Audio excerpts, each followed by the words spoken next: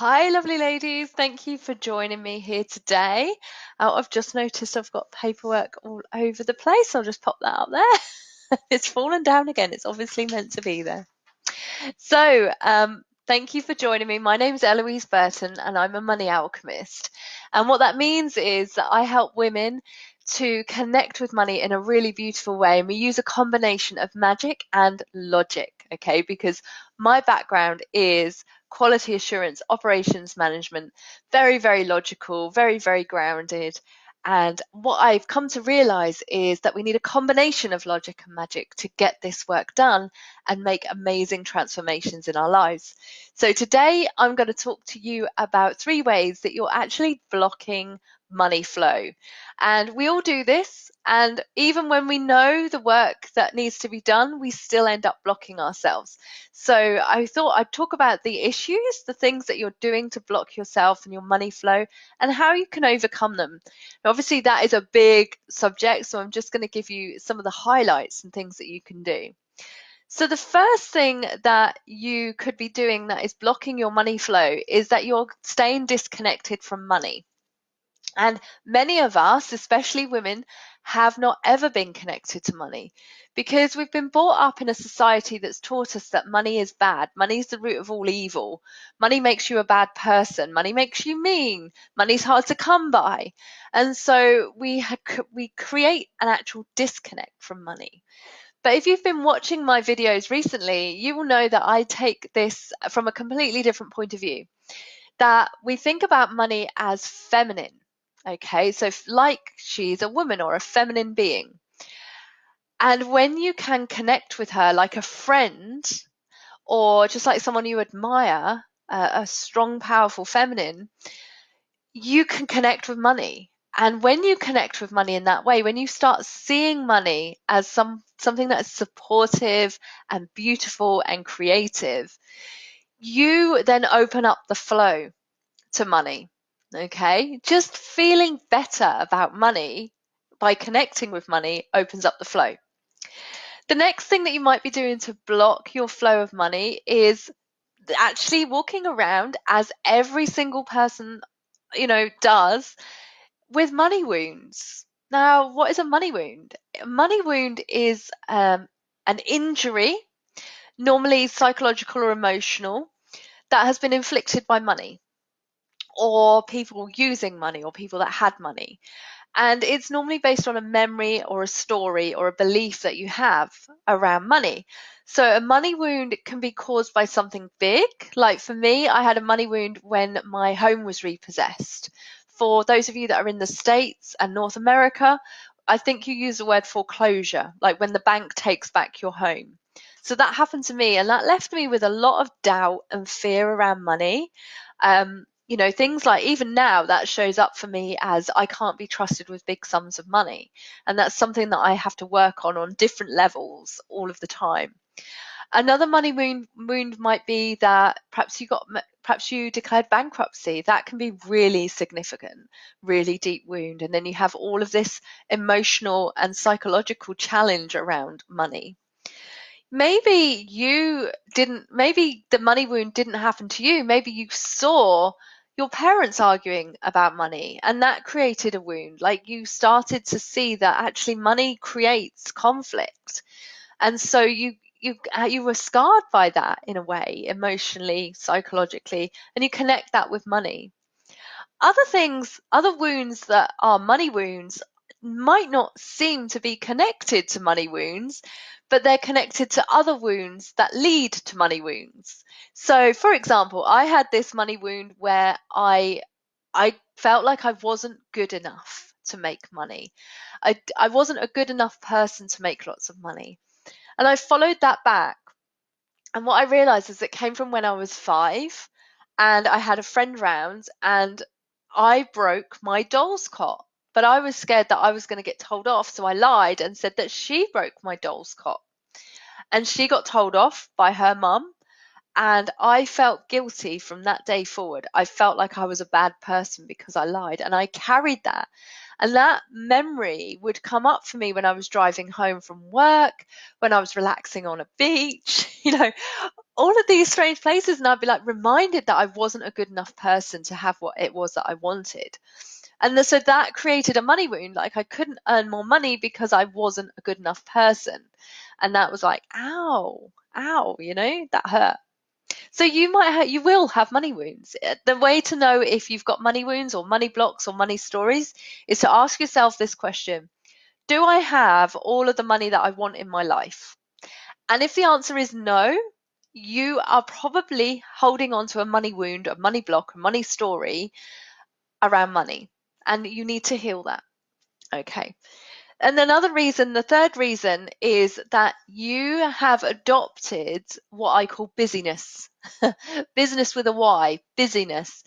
And when we are busy, what we do is we forget to look after ourselves. Now, you've heard me say before that our relationship with money is a direct reflection of our relationship with ourselves and vice versa. So if you aren't taking care of you because you're busy, then your relationship with money is going to start to slide. You're going to start to think, I need to work more to make more money. And so then you're into a bit of a fear and a chasing mindset rather than an allowing mindset, which is what money flows towards. Money likes to come towards allowing rather than pulling. And so when you're too busy to look after yourself, you actively block the flow of money. Okay. So how do you overcome these three things? Well, as I said, this is like a whole week's worth of training for each one. But I wanted to give you a few ways that you could just, start thinking about these things. So the first block is that you're disconnected from money. So to resolve that, connect to money, right? Easy, right? Let me tell you how you can do that. So you can just close your eyes and imagine money as a feminine being. Okay. And I have a meditation that's all about this called Meet Money. You could just spend time imagining, visualizing money differently. That will create a connection to a different energy around money.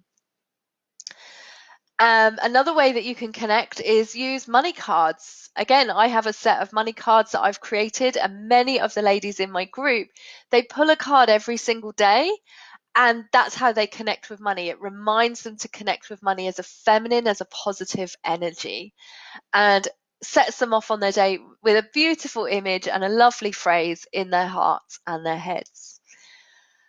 And then another way to connect with money is to just go out and find it. Go out and see where money is, because money is everywhere. But knowing that and believing that are two different things. So know it and go out and prove it. Yeah. The next one is healing your money wounds. And there are loads of ways that you can heal money wounds. Many of you will have healing modalities. They do tend to turn up. So money wounds tend to be on different levels. They tend to be in different layers. They can go quite deep. So the first thing is to heal the surface wound and then work on healing the next bit and the next bit and the next bit. And then it becomes much easier. And some of the ways that you can do this is through things such as EFT, emotional freedom technique, tapping. There's some great techniques for healing money wounds using that. There's cord cutting, which is an amazing energetic release of these money wounds. It helps to heal any contracts that you have with other people that you may or may not be aware of in terms of your money energy. And also, just spending time looking for them. So when you shine a light on your money blocks, they lose power. Your money wounds, money blocks, I use the term interchangeably. But when you shine a light on them, when you go, oh, I've just noticed that money wound. I hadn't seen that before. Wherever it is, normally it'll be somewhere on your body, or it might just be in your head. You'll think, oh, I found that money block, that money wound. It's like me when I found out about the cot being a block for me, the broken cot, and then the lie that I told. When I saw that, I was able to understand that I was 5. I was a little girl. It didn't make me a bad person for the rest of my life. It didn't even make me a bad kid. Like kids do that. It's okay. It's not great, but it's not awful. And it didn't mean that I couldn't make more money. And just knowing that released about 80 to 90% of that wound and that block, that it unblocked the flow for me. So then what I needed to do was just release the last bits of it. Okay, and I use things like EFT, forgiveness techniques, journaling to let that go. Okay, so the bulk of the healing work is actually shining a light on those blocks, those wounds that you've got, and just acknowledging them. They just lose their power. They lose their power. They don't lose all of their power, but they lose the majority of their power when you pick them up. Okay. And the next one where you're blocking the flow is busyness. Okay. And this is so counterintuitive when you're busy. It's really challenging, but I promise you it works. Okay. And I get all my clients to do this. So what you need to do when you notice that you're busy, first of all, I now make the word busy a swear word. So anytime I catch myself saying it, I'm reminded, oh, that's a swear word. It's not really socially acceptable in all circles. So I've kind of not banned it from my language, but I use it very with awareness. Does that make sense? And then what I recommend is that you create time for yourself. Even if you're super, super stacked and busy, you create time for yourself. And that will be something like an hour at lunchtime in the working day. Okay. And in that hour, you don't do anything. You do, or you do what you want to do, but it's not related to your business. So if you want to read a book or have a beautiful candlelit bubble bath, I know some of you do, then you can go and do that. But it's for you. It's not for you to be on Facebook or Instagram or reading a business book. It's for you. And I discovered this when I read a quote, and I'm going to completely mangle the quote. So apologies if you know it and I'm getting it all mangled up. But it went like this. The Dalai Lama was asked by someone, you suggest that people should meditate for an hour a day. What happens if I haven't got time to meditate for an hour a day? And the Dalai Lama apparently returned and said, if you haven't got time to meditate for an hour a day, what you need to do is meditate for 2 hours a day. Okay. Now, I'm working on meditation. I love it. It's something that I struggle with. The moral of the story is not about the meditation. So what is being said here is that if you don't have time to take an hour out of your schedule, what you actually need to do is invest even more time in yourself. Because the benefits of investing even more time in yourself is that you feel better. Your energy is refreshed. You're back to overflowing rather than giving from empty. And that makes a busy day easier to deal with. So if you take an hour out of your day, you might think, oh, but I could be using my hour for this, and this. Actually, by taking that hour, refilling yourself, looking after yourself, topping up your energy reserves, you will actually get even more done in your day. And you might even realize that some of the busy work that you were doing doesn't need to be done, or it doesn't need to be done by you. Okay. So it's a really challenging point of view, but think about how can you take back time? Now, an hour might just feel too much, and bear in mind that quote, if an hour is too much, you need 2 hours. But I'm a realist and I work with logic as well as magic. So start small. If it is as short as 15 minutes, make that 15 minutes for you and all about you, not your business. Okay. And that's how I started. I started with 10 minutes where I'd just lay on the sofa and do nothing. And now I've built up to an hour for that. And I have a day quite regularly where I don't do anything. And what I find is the more I do that, the more I get done, but also the more money flows to me because I'm showing up rejuvenated, refilled, all just feeling really good, and everything feels easy when you're fully powered. Yeah, you can use all your energy when you're fully powered up, right? When your phone gets down to like 10%, you stop using it quite as much, don't you? Okay, so think of it like that.